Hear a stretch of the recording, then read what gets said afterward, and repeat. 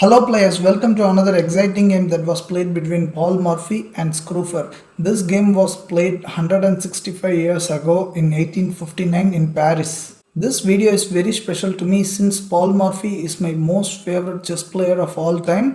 I have never posted any of his games earlier and this is the first video of his game in our channel. Most of his games would be extremely complicated and that's the reason I didn't post any of his games till now. This game has the greatest ending of all time, so I suggest you to watch the video until the end without skipping. In this game, Paul Morphy used the white pieces whereas Scroofer had used the black pieces. The game starts with e4, king's pawn opening and black responds with e5.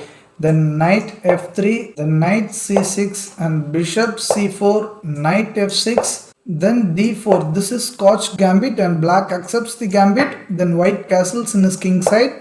Next knight cross e4. Till now white has sacrificed 2 pawns. Now white moves rook e1. This knight is under attack now and the knight cannot be moved from the square as the king is behind. So black plays d5 providing support for this knight. Now white plays a stunning move. He captures this pawn, then queen cross bishop. You might be wondering why did he sacrifice the bishop unnecessarily, but here comes the brilliant move, knight c3. Now there is an attack on this queen, but this knight cannot be captured as there will be an open check. Unfortunately, he cannot capture with this pawn as well as the queen will be gone. So in this scenario, the queen must run away. She goes to h5. Now knight cross knight, he was compensated for the sacrificed bishop.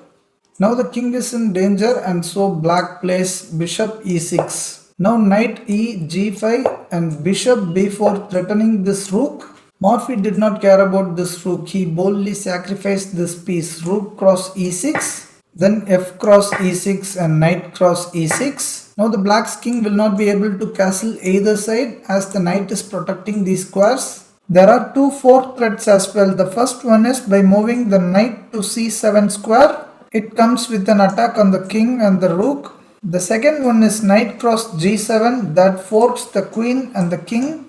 In order to prevent this, the black queen moves to f7 protecting both of these squares. This knight is also under attack, so white plays knight f g5 providing support for this knight as well as threatening this queen. So black plays queen e7, then queen e2, then bishop d6. Now white plays another fantastic move, that is knight cross g7 check. Black cannot capture this queen as the king is in check by this knight. He cannot capture this knight as well as the king is behind. So the only way to escape is to move the king. He moves to d7. Now queen g4 check, king d8.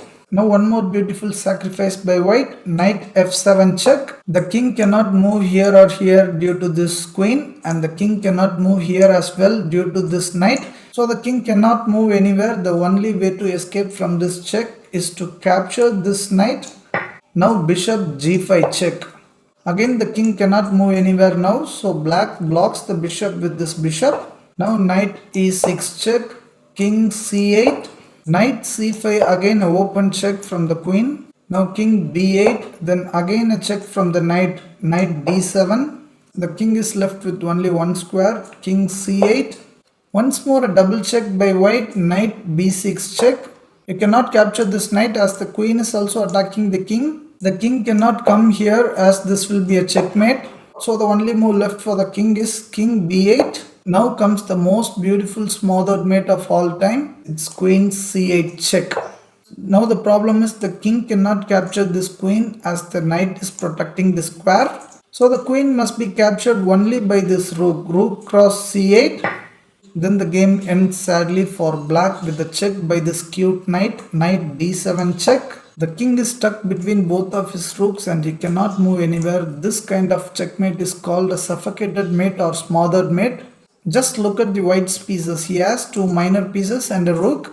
But black has two minor pieces and two rooks and a queen. But still he was not able to do anything. White was constantly pressurizing the opponent's king from the very beginning itself. I had passion towards chess from my childhood itself. But my craze on chess increased very much only after I started watching Paul Morphy's games. I really hope you all enjoyed this game very much. If you did, please hit the like button. That will definitely motivate me to do more such videos like this. If you are watching my video for the first time, I recommend you to subscribe to my channel right now for more interesting chess games like this. Let's meet in another battle. Thank you.